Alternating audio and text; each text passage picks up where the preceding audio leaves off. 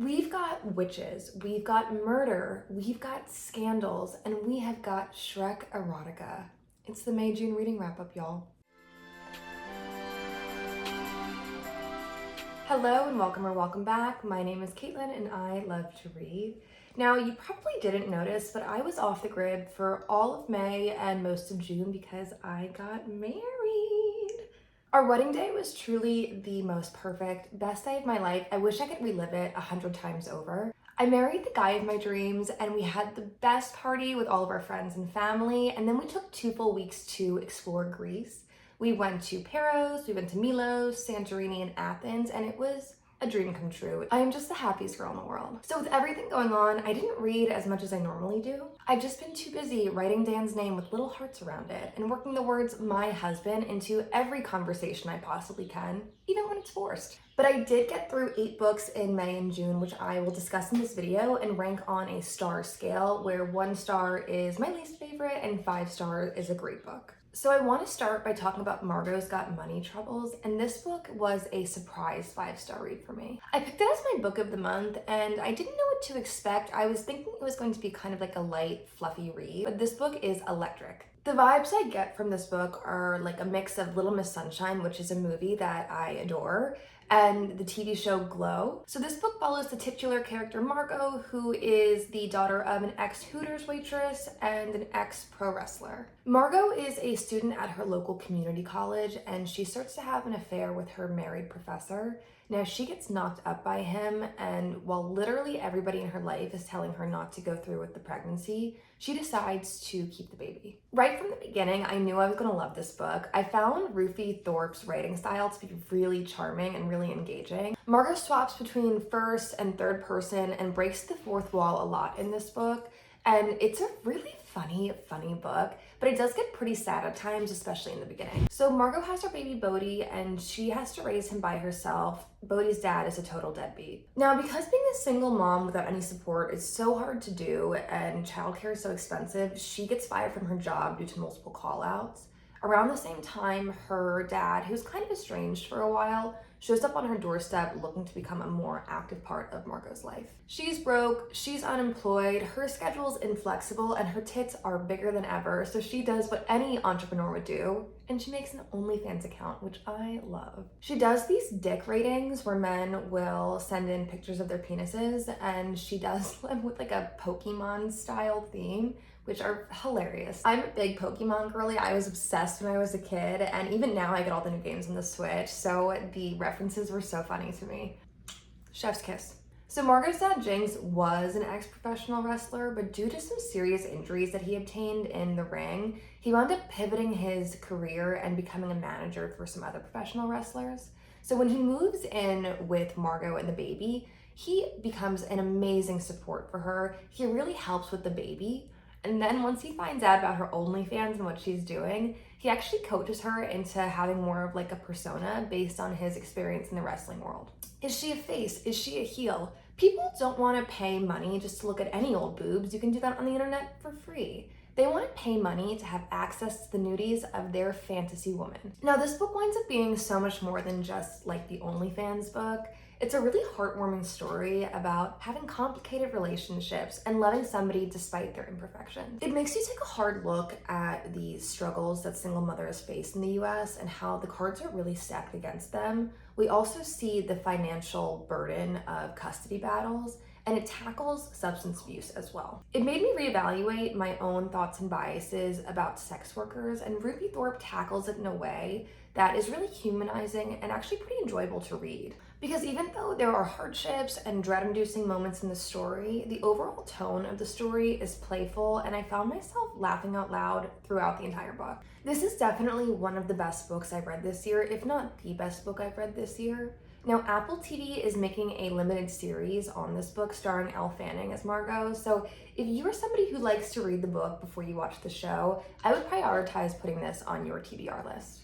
So the next book that I read was When the Moon Hatched.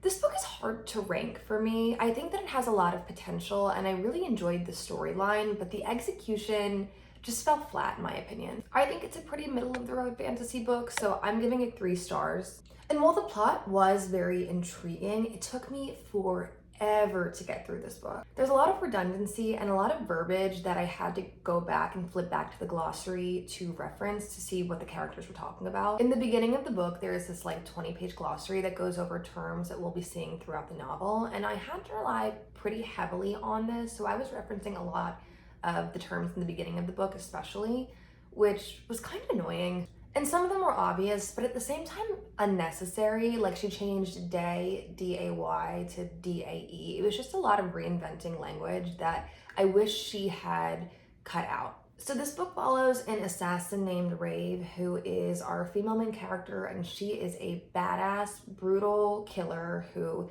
thrives on justice and self-preservation. I do think that once you get through the language, the world is very interesting. The author was really ambitious with the world building. We've got different cultures that have distinctly different customs. We also have this elemental magic system that kind of invokes these gods and goddesses with different personalities to come and do the bidding of the wielder of the magic. There are huge disparities in socioeconomic classes, as well as in magic and non-magic wielders and magical creatures. Rave is basically a vigilante who tries to even the playing field, but finds herself in hot water with some powerful people. Our male main character is Khan, and he is the quintessential fantasy hottie. He's tall, he's strong, he's powerful, he's got dark hair, and he would do anything for the woman that he loves. I liked the romance between these two. It was sweet and sexy, but it was a little too slow burn for my taste. Like, Rave, I need you to open up your heart and your legs a little bit faster, babe. We don't have all day. Let's get this smutting.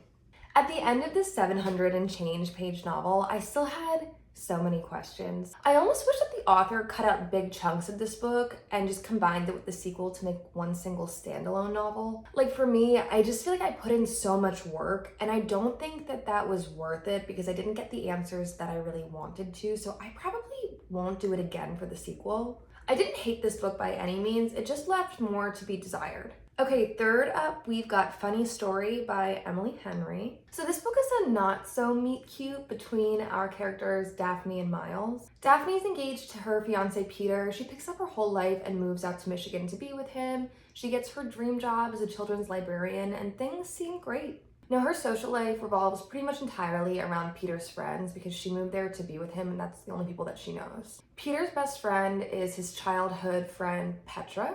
Petra is beautiful.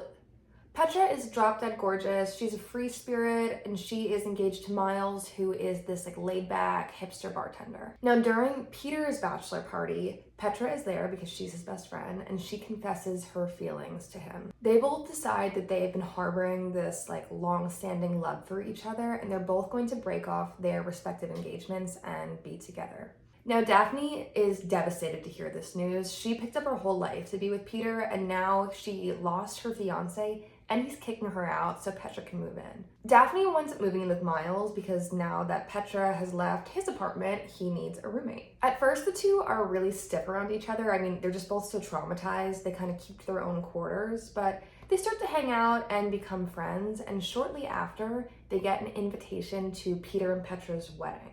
They get drunk one night and RSVP that they are going, which prompts Peter to call Daphne and say, hey, we did this as a formality. You really don't need to show up. And she tells him in the spur of the moment, no, I'm coming, and Miles is my boyfriend now, so we'll actually both be there as a couple. So now we've got this whole fake dating trope, which I love fake dating tropes. It's like my very favorite romance novel trope. This was a really fun summer read for me. It is set in Michigan during the summertime, and Miles and Daphne bond by doing activities like going to the farmers markets and having boat days and going to the beach and just being general cutie pies. I love New Girl, and I was kind of picturing this as like a Nick Miller and like a more laced up Jess fanfiction. I think something that I really like about this book is how the male main character Miles is written.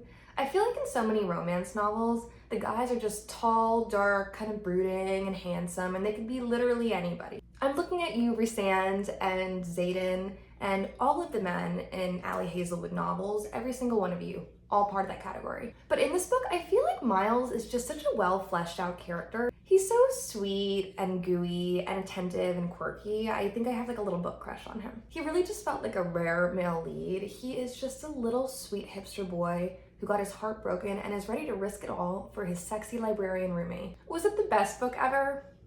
No, but I really liked it. I just couldn't put it down. I finished the whole thing in one sitting and it had me just kicking my feet in the air and giggling. So 4 stars. Okay, so next up we have Corrupt, and oof, Corrupt. I made a whole 20-minute video about how much I disliked this book, so I'm not gonna repeat myself too much. We're not gonna spend much time on this book. But basically, it is a crime against humanity, and it makes me scared for all the youths out there who go on TikTok and get told that this is a great romance novel.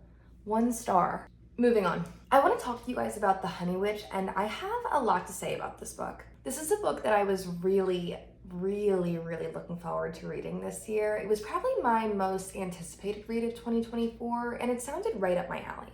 It's a cozy fantasy, cottagecore vibe book set in Ireland. It promises a grumpy sunshine relationship between 2 queer women, and I love grumpy sunshine.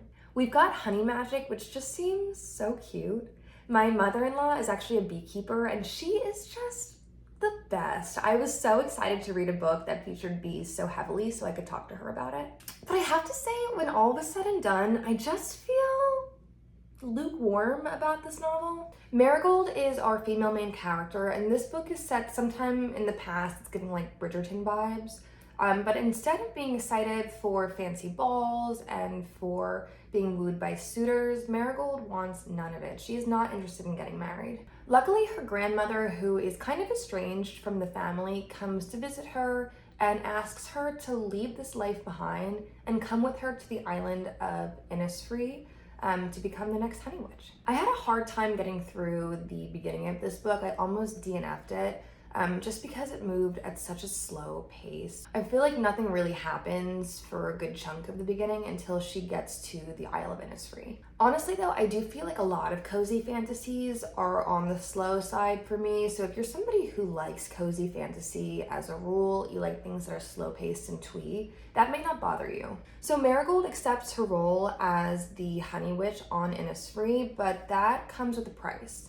In order to matriculate into her role and harness the powers of the Honey Witch, she has to give up her chance at true romantic love, because years ago, an evil Ash Witch put a spell on her family to stop the Honey Witch line. In my opinion, this whole plot line was a little silly, and I think it should have been reworked. I think for the story, the curse was absolutely necessary, but the reasoning behind it just didn't make any sense. Immediately, Marigold asked her grandmother, well, if we have this curse, then how did you have my mother? And she says, I got pregnant immaculate conception style. I basically performed magic and put a baby in myself without the help of any man, and it was pretty easy. Also, I guess the evil Ash Witch thought that you could only have sex if you're in love. This plot had so many gaping holes. So instead of doing what the Ash Witch intended, which was just to halt the Honey Witch line, this curse has just become more of like a super high stakes nuisance. Anyway, Marigold is like, okay, I don't care. True love, ew, bleh. I never want to get married. But shortly after performing her indoctrination ritual, she meets Lottie Burke, a smoking hot redheaded woman with a perfect face and a stick up her ass. She is the grumpy to Marigold sunshine, and the chemistry is palpable between these two immediately. I did really like the romance between these 2 characters. The tension was great, and I was rooting for them. But can Marigold break the curse and save her family from the evil Ash Witch? You'll have to read it to find out. This book to me is a 3-star. I think to certain audiences it could be a 5-star read. I loved the vibes. The writing was beautiful. I just felt so disconnected from the story, and I was so bored during big chunks of it. I think that if you're somebody who likes really unhurried, cozy fantasy novels, like The Very Secret Society of Irregular Witches or Emily Wilde's Encyclopedia of Fairies, you'll probably like this book. Okay. Let's talk about Get in My Swamp. So this is my Smut Book Club Book of the Month book, and I am really embarrassed to say this out loud, so I'm just gonna get really close to the camera and whisper it, but I actually really liked this book. 3.5 stars. Ah! Get in My Swamp is an erotic parody from GM Fairy that is based off of Shrek. And I'm sure some of you are like, Caitlin, you gave satirical Shrek porn a 3.5 stars. We can't trust your judgment. And listen, I get it. But it's almost like, even though you love eating at Michelin star omakase restaurants in the city, sometimes all you really want is a McDonald's cheeseburger in your car. You know, it's just unpretentious, and it delivers exactly what it promises, and nothing more. Because if you're reading Shrek Erotica, are you doing it for the beautiful writing? Are you doing it for the plot? No, you're not. You're doing it for the Shrek references and dirty, dirty smut. So we have our two main characters, Beck, who is a sexy ogre that lives in the middle of the woods, and Leona, a human with an ass that just won't quit who becomes his captive. Leona's fiance is the uber wealthy heir to a dual lock security system. And although he is of normal stature, he has a micro penis. So it's just like a stupid, funny, fun little twist on the franchise. Donkey's also in this book as a centaur named Donnie, but he's like a total creepy perv. And it is actually very spicy. I would recommend that you check the trigger warnings, the content warnings for this book. But as long as you don't take it really seriously, I would say don't knock it until you try it. I've had such a good time in our book club group chat talking about our Swamp Daddy Beck. Is it a good book? No, not at all. Will I read the sequel? Absolutely.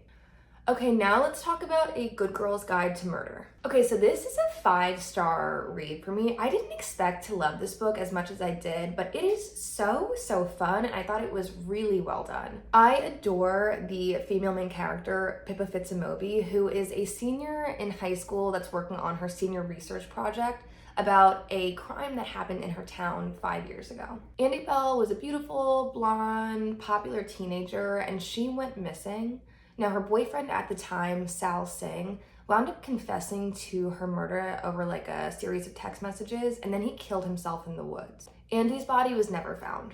Pippa knew Sal Singh when she was younger and thought that he was a very nice guy, so she was shocked to hear about this murder-suicide, and she was saddened to see how her community changed and devolved in the years following these grisly events. So Pippa was obsessed with the case when it was ongoing, and now that 5 years have passed and the case has gone cold, she decides to reopen her own investigation as her senior research project and investigate some of the answers that she thought never really came to fruition. Pippa starts her questioning with Sal's younger brother, Ravi, and the two of them immediately become partners in crime because he too is looking for answers. I freaking love this dynamic duo. They are so great together. Both of these characters are excellent. Pippa is just really nerdy and funny and brave, and Ravi is supportive and kind and loyal. As these two dig for answers, what starts as innocent investigation turns deadly. There are people out there that don't want Pippa to uncover the truth. I love how this is set up as a research paper because Pippa verbalizes the questions that we, the reader, have. She documents clues, she changes her suspect list and her investigation based on the new information she's getting. She's a smart narrator and has the same questions that you would have as a reader, so it's none of that like oblivious female lead that we see a lot in thrillers, which I really liked. So because we're all working through the suspects and clues kind of at the same time, where normally in other books I tend to see twists from a million miles away, I felt like in this book, the twists were explosive. I love the way that the story unfolded, and I thought the way that it was pieced together was masterful. Now, I listened to this book in an audiobook format through the Libby app. So if you have the Libby app or you have Audible or you just really like audiobooks, I thought that it was an excellent format for the story. I loved this book and I will definitely be reading the sequel. Now, Netflix just picked up the story for an adaptation. I think it's set to release maybe later this year, summer or fall. So same deal as before, if you like to read the book before you see the show, now is the time to pick this one up.